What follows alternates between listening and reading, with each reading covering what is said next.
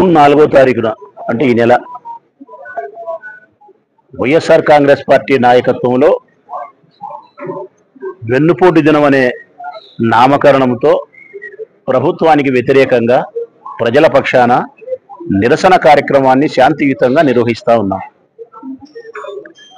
ఈ శాంతియుత ఆందోళన కార్యక్రమానికి ఈ నిరసనకు మా ప్రధానమైనటువంటి డిమాండ్ ఒక్కటే.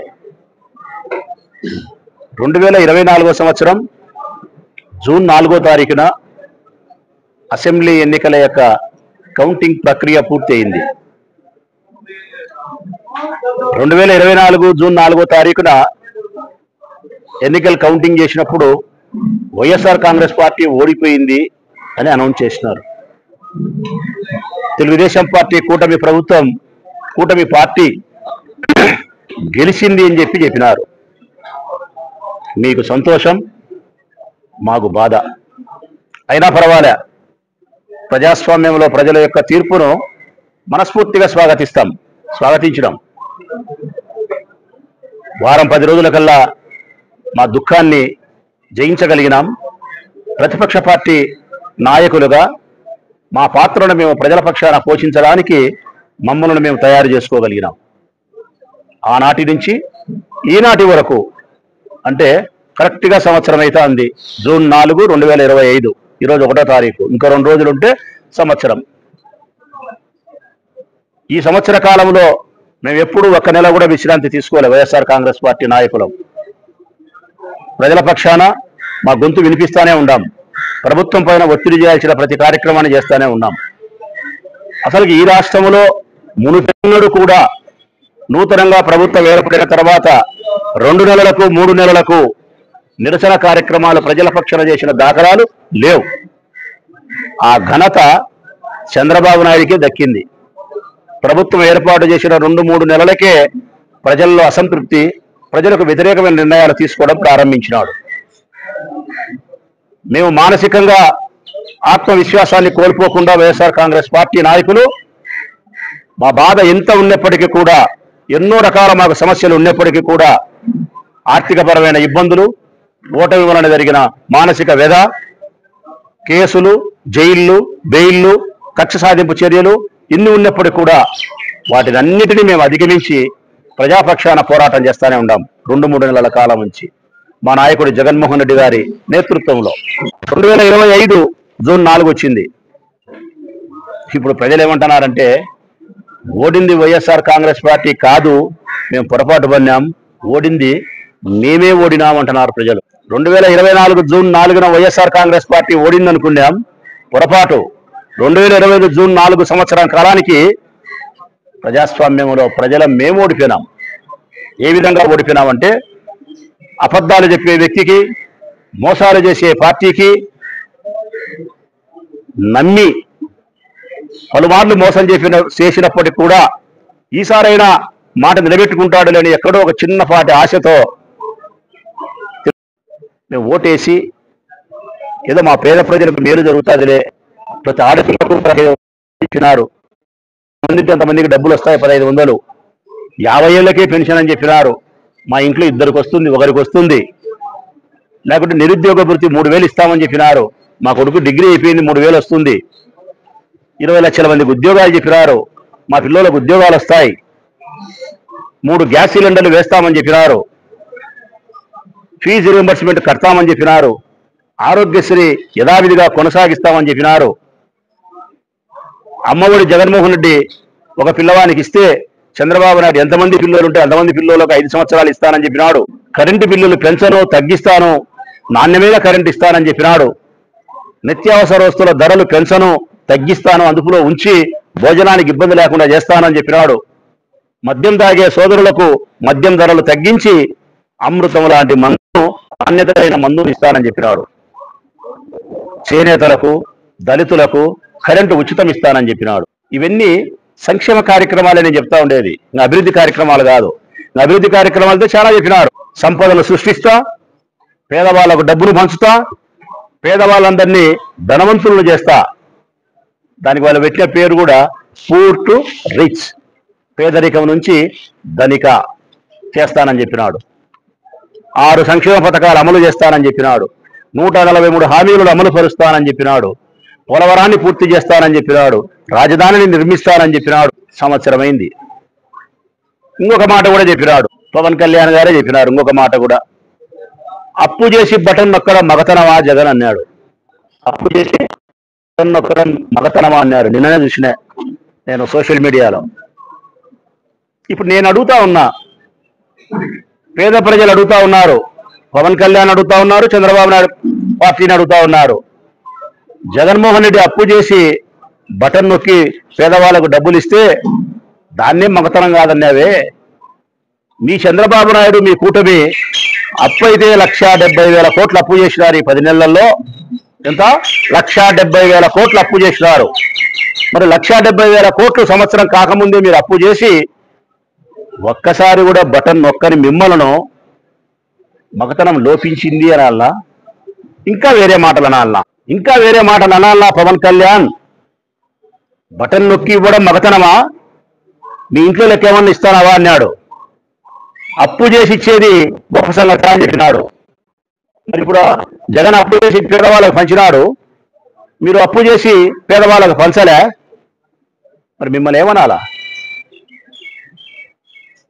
అసలు కొంచెమన్నా బాధ్యత కలిగి మాట్లాడినారా ఆ రోజు మీరు? కొంచెం మేమందరం అడుగుతా ఉన్నాం. ఈరోజు జూన్ 4వ తారీఖున వెన్నుపోటు దినంగా నిరసన కార్యక్రమంలో 1,500 ప్రతి ఆడపిల్లకి ఇంట్లో ఎంతమంది ఉంటే అందరికీ ఎందుకు ఇయ్యలేదు? ఇచ్చి తీరాల్సిందే. ఈ సంవత్సరానికి ఈ 12 నెలలకు నువ్వు ఎంత ఎగరగొట్టినావో అంత కట్టి తీరాల్సిందే. నిరుద్యోగ భృతి 3,000 చొప్పున ఈ రాష్ట్రంలో ఉద్యోగం లేని యువకులు ఎంతమంది ఉన్నారు? యువకులు వాళ్ళందరికీ 12 నెలల లెక్క కలిపి ఈ పథకాన్ని ప్రారంభించాల్సిందే. అమ్మఒడి 12వ తారీఖు ఇస్తానంటున్నావు. వేరే వాళ్ళు ఏమన్నా పోనీలే వీని ధూమ్ దగలా ఎట్లా అయ్యారు కాబట్టి సచిరోని పెళ్లికి వచ్చిందే కట్నం తీసుకున్నాములనే పద్ధతులు ఏమన్నా ప్రజలు ఉండాలేమో. నేను చంద్రబాబు నాయుడు గారు, నువ్వు లాస్ట్ సంవత్సరం ఇయ్యాల్సినవి కూడా తల్లికి వందనం పేరుతో ఈ రాష్ట్రంలో ఎంతమంది పిల్లలు ఉంటే అంతమంది పిల్లలకు డబ్బులు ఇచ్చి 12వ తారీఖు ప్రారంభించి ఈ సంవత్సరం. ఎందుకు 50 సంవత్సరాలు దాటినా కూడా నువ్వు పెన్షన్ ఇయ్యలేదు? ఈ రాష్ట్రంలో 50 సంవత్సరాలు దాటిన వాళ్ళు ఎన్ని లక్షల మంది ఉండారో అన్ని లక్షల మందికి 12 నెలల పెన్షన్ ఇచ్చి ఆ పథకాన్ని నువ్వు ప్రారంభించాలను. పెంచిన కరెంటు బిల్లులు నువ్వే డబ్బు కట్టుకోవాలా? ఎన్ని చెప్పాలా? ఇట్లా గ్యాస్ ఇచ్చినామంటున్నారు. నేను అడుగుతా ఉన్నా ఆ పార్టీని, నేను ఏది అసంబద్ధమైన మాటలు మాట్లాడను, ఏది నేను అతిశయోక్తిగా మాట్లాడను. 100కు 100% ప్రజలారా, రాష్ట్ర ప్రజలందరికీ చెప్తానా, నిత్యము ప్రజల మధ్యలో ఉండేవాడిని. పేద ప్రజలతోనే నా జీవనం కొనసాగుతుంది. ప్రతి విషయం నాకు తెలుసు ఏం జరుగుతుందనేది. మీరు గ్యాస్ ఇచ్చినామంటున్నారు. నేను మనస్ఫూర్తిగా అడుగుతా ఉన్నా, ఒక్కసారి మీ తెలుగుదేశం పార్టీకి సంబంధించిన ఎమ్మెల్యేలను, లీడర్లను అట్లా వీధుల్లో లేకపోయి అడగమను. ఆ అమ్మను, ఈ అమ్మను, ఆ చెల్లెళ్ళు, ఆ బోధను, అత్తను, పిన్నమ్మను అడగమను. మీరు 100 మందిని అడిగితే నేను బాగా ఛాలెంజ్ చెప్తానా, 100 మందిలో 70 మంది గ్యాస్ లెక్క మాకు పడలేదు, 30 మంది మాత్రమే పడింది అంటారు. 70 మంది పడలేదు అంటారు. దీన్ని బట్టి మీరు ఏమర్థం చేసుకోవాలా? ఒక సంక్షేమ పథకాన్ని ప్రజలకు అందిస్తామని చెప్పి ఆలోచన చేయడం గొప్ప అయితే, ఆ చెప్పిన పథకాన్ని ప్రజలకు తూచా తప్పకుండా అమలు చేయడం, ఆ తూచా తప్పకుండా అందించే క్రమంలో 100కి 100 మందికి రాజ్యాంగబద్ధంగా అందడమే నీ అడ్మినిస్ట్రేషన్, నీ పరిపాలన. అది ఉందా నీ పరిపాలనలో? ఉందా నీ పరిపాలనలో? చెప్పేది ఒకటి, చేసేది ఒకటి. చెప్పేది శిరమనీతులు, దూరేది యాగుడి చెల్లోకో. మేము అడుగుతా ఉన్నాం ఈరోజు, పేద ప్రజలకు సంబంధించిన సంక్షేమ పథకాలన్నిటినీ నువ్వు అమలు పరచాల్సిందే. ఏ ఒక్కటి అమలు పరచకపోయినా గడిచిన ఈ 12 నెలల కాలంతో కలిపి నువ్వు ఇవ్వాలా. పోయిన కాలం ఇయ్యను ఇప్పుడు ఇస్తానంటే ఒప్పుకోం. నీ కొడుకు మాట చెప్పినాడు, నీ ముద్దుల కొడుకు, నీ పుత్రరత్నం ఒక మాట చెప్పినాడు. ఇవి మా సూపర్ 6, ఇది మా నిబద్ధత కలిగిన పథకాలు, 100% ప్రజలకు మాటిస్తాను నేను. ఇది కన్నా నేను గెలిచిన మరుక్షణం మేము అమలు చేయకపోతే నా కాలర్ పట్టుకొని అడుగు అన్నాడు. నా కాలరు పట్టుకొని అడుగు అంటున్నాడు. తప్పనిసరిగా ఎవరైనా పట్టుకుంటారో పట్టుకోరో తెలియదు కానీ నువ్వు ఈ సూపర్ 6 పథకాలను 5 సంవత్సరాలకు కంటిన్యూస్ గా పోయిన సంవత్సరాలతో కలుపుకొని 5 సంవత్సరాలకు ఇయ్యకపోతే ఏదో ఒక రోజు ప్రొద్దుటూరుకు మీరు వస్తే మాత్రం ఈ ప్రొద్దుటూరు ప్రజలు మాత్రం నీ కొడుకు కాలరు పట్టుకోనే అడుగుతారు. 1500 ఎక్కడయ్యా అంటారు, నిరుద్యోగ భృతి ఎక్కడయ్యా అంటారు, 20 లక్షల ఉద్యోగాలు ఎక్కడయ్యా అంటారు, 50 ఏళ్లకు పెన్షన్ ఎక్కడయ్యా అంటారు. బస్సు పెడతా అంటున్నావు నువ్వు. ఏది క్లారిటీ ఉంది ఆ బస్సు? పల్లె వెలుగు బస్సా, సూపర్ ఎక్స్ప్రెస్సా, లగ్జరీనా, డీలక్సా, రాష్ట్రంలో ఇడుపులపై ఇచ్చాపురం వరకు పోవచ్చునా, లేకుంటే ఈ నుంచి బద్వేలు వరకైనా మేము పోవాల్సినది, కొలిగుళ్ళ వరకైనా? కొలిగుళ్ళు అంటే అవతల దాటితే కర్నూలు జిల్లా వస్తుంది, అనంతపురం జిల్లా వస్తుంది. అంటే జిల్లా వరకు మాత్రమే పల్లె వెలుగులు బస్సులు పెట్టి ఆడవాళ్లకు ఫ్రీ అనేది. యాడికి పోవాలయ్యా మేము? ఈ నుంచి మా ప్రొద్దుటూరు నియోజకవర్గానికి గోపల్లి నియోజకవర్గం 20 కిలోమీటర్లు, అంతవరకు నా కాన్స్టిట్యున్సీ. గోపల్లి దాటితే 20 కిలోమీటర్లు దాటితే అవతల పక్క చాగలమర్రి, కర్నూలు జిల్లా. చాగలమర్రికి టికెట్ కొట్టని మా చెల్లెలు అడిగితే మీరేం చెప్తారు? లెక్కిమ్మా అంటారు. ఇదేనా నీ ఉచిత బస్సు? ఇదేనా నీ ఫ్రీ సర్వీస్? దీనికి ఇంత రామాయణము, దీనికి ఇంత ఆర్భాటము, దీనికి మళ్ళా మహానాడు, ఆడ మళ్ళా గొప్పలు. ఈ 6 పథకాలు, ఆ సూపర్ 6 చాలవని చెప్పి మళ్ళీ 6 శాసనాలంట. వాళ్ళకే సూపర్ 6కే గతి లేదు, మళ్ళీ 6 శాసనాలు. అమ్మకు భూమి పెట్టలేని నా కొడుకు చిన్నమ్మకు బంగారు గాజులు చేయించినా అంట. ఇది ఇటోడే, ఇది మేము నమ్మాలా? ఇది నా కొడుకులం. ఒక్క మాట స్పష్టంగా చెప్తాను రాష్ట్ర ప్రజలందరికీ. జూన్ 4వ తారీఖు నుంచి 2024 జూన్ 4వ తారీఖు నుంచి ఈ రాష్ట్రంలోని పేద బ్రతుకులకు 2024 జూన్ 4వ తారీఖు నుంచి ఈ రాష్ట్రంలోని పేద బ్రతుకులకు గ్రహణం పట్టింది. ఆ గ్రహణమే చంద్రగ్రహణం. ఆ గ్రహణమే చంద్రగ్రహణం పట్టింది.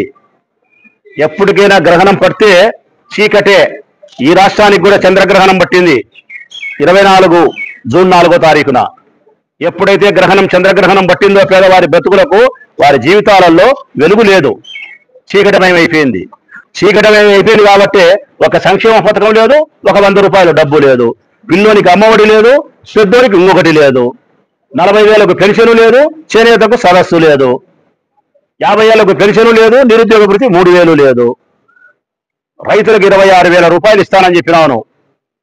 6,000 రూపాయలు కేంద్ర ప్రభుత్వం ఇస్తుంది, 20,000 రూపాయలు నేను కలిపి 26,000 ఇస్తా. జగన్మోహన్ రెడ్డి 14,000 ఇస్తున్నాడు, 13,000 ఇస్తున్నాడు. కేంద్ర ప్రభుత్వం ఇచ్చే 6,000 పోతే ఆయన ఇచ్చే 2,000 పెద్ద గొప్పనా ఏమన్నా? 6,000 కాక ఇయ్యాలా? నేను ఇస్తా 6,000 కాక 20,000, 26,000 ఇస్తానని చెప్పినాడు. రైతులకు 26,000 ఇచ్చినావా నువ్వు? ఒక్క రూపాయలు ఎక్కీలే. ఒక సంవత్సరం ఎత్తిపెట్టినావు. ఈ సంవత్సరం రైతుల పరిస్థితి ఏమైనా ఆలోచన చేసినావా? చేయలే. పోనీ ఈ సంవత్సరమైన 26,000 ఇస్తావా? ఇయ్యవు. 20,000 అంటావు. ఆ 20,000 అందరికీ ఇస్తావా? ఇయ్యవు. ఒకేసారి ఇస్తావా? 3 సార్లు ఇస్తానంటావు. 3 సార్లు ఇచ్చేది ఎంతమందికి, సచ్చేది ఎంతమంది, తీసుకునేది ఎంతమంది? నీ వ్యవహారం అంతా ఇట్లనే ఉంటుంది. నీ వ్యవహారం మొత్తం ఎప్పుడైనా సరే జీవితం అంతా ఇట్లనే ఉంటుంది. ఏ చంద్రగ్రహణం అయితే ఈ రాష్ట్ర ప్రజలకు పట్టిందో, పేదవారి జీవితాలకు ఏ చంద్రగ్రహణం అయితే పట్టిందో, ఆ చంద్రగ్రహణం ద్వారా వారి జీవితాల్లో నిండిన చీకటిని పోగొట్టడానికి, వెలుగు నింపడం కోసమే వైఎస్ఆర్ కాంగ్రెస్ పార్టీ ఇదిగో ఈ కార్యక్రమం తీసుకుంది. 4వ తారీఖున ఈ కార్యక్రమం తీసుకుంది. శాంతియుతమైన ఆందోళన కార్యక్రమం, నిరసన కార్యక్రమాన్ని నిర్వహిస్తాం. ఈ ప్రభుత్వాన్ని మెడలు వంచైనా సరే చెప్పిన సంక్షేమ పథకాలు అన్నిటినీ పేదవారికి అందించి వారి జీవితాల్లో నిండుకున్నటువంటి చీకటిని పోగొట్టి మళ్లీ వెలుగులు నింపే ప్రయత్నం చేస్తాం. తాత్కాలికంగా 4 సంవత్సరాలు. 4 సంవత్సరాల తర్వాత శాశ్వతమైనటువంటి వెలుగు ఈ పేద ప్రజల జీవితాలలోకి జగన్మోహన్ రెడ్డి ప్రభుత్వం రూపంలో, వైఎస్ఆర్ కాంగ్రెస్ పార్టీ రూపంలో రాబోతోందనేది మేము నమ్ముతా ఉన్నాం. ఒక్కసారి 29వ సంవత్సరంలో జగన్మోహన్ రెడ్డి అధికారంలోకి వచ్చిన తర్వాత మరో 10-15 సంవత్సరాలు ఈ రాష్ట్రంలో జగన్మోహన్ రెడ్డి ప్రభుత్వమే ఉండి తీరుతాది. ప్రజలు తన తప్పును తాను తెలుసుకోగలిగింటారు. సత్యమేందో, ఒప్పేందో, ప్రజాక్షేమం కోరే నాయకుడెవరో, మోసగాడెవరో ఈ 4 సంవత్సరాలలో తేటతెల్లమైపోతుంది. ఒక రకంగా చెప్పాలంటే వైఎస్ఆర్ కాంగ్రెస్ పార్టీ నాయకులకు, కార్యకర్తలకు ఇది మాకు శుభగడియలే. ఒక రకంగా చెప్పాలంటే ఇవి మాకు మంచి రోజులే. మేము కింద పడినప్పుడు కూడా ఇబ్బంది లేదు. శాశ్వతంగా పైన కూర్చోవడానికి కావలసినటువంటి సమయమే ఈ సమయం మాది. ఈ 4 సంవత్సరాలు ప్రజలు సత్యం తెలుసుకోగలుగుతారు. నాయకులు మేము పొరపాట్లు చేసుకుంటే తప్పు తెలుసుకోగలుగుతాం. నెత్తికి కళ్ళు ఎక్కింటే మాకు అహంకారంతో కిందికి మా కళ్ళు కిందికి వస్తాయి. అందరికీ అన్ని పాఠాలు వీళ్ళు 4 సంవత్సరాల్లో తెలుసుకోగలుగుతాం. మోసం చేసిన చంద్రబాబు నాయుడు కూటమి ప్రభుత్వానికి కూడా శాశ్వతమైనటువంటి రాజకీయ సమాధి కర్తారు ప్రజలనేది విశ్వసిస్తూ 4వ తారీఖున గొప్పగా రాష్ట్ర వ్యాప్తంగా ఈ కార్యక్రమాన్ని ఘనంగా నిర్వహించి ప్రజల పక్షాన ప్రభుత్వానికి వినిపిస్తాం. ప్రజలకు అందించాల్సిన సంక్షేమ పథకాలను అందించేంత వరకు వైఎస్ఆర్ కాంగ్రెస్ పార్టీ గట్టిగా పోరాటం చేస్తుంది. ఆ గట్టిగా పోరాటం చేసే క్రమంలో ప్రొద్దుటూరు నియోజకవర్గం నుంచి వైఎస్ఆర్ కాంగ్రెస్ పార్టీ రాష్ట్రంలో తప్పకుండా ముందు వరుసలో ఉండడానికే ప్రయత్నం చేస్తుందని ఈ సందర్భంగా తెలియజేస్తూ సెలవు.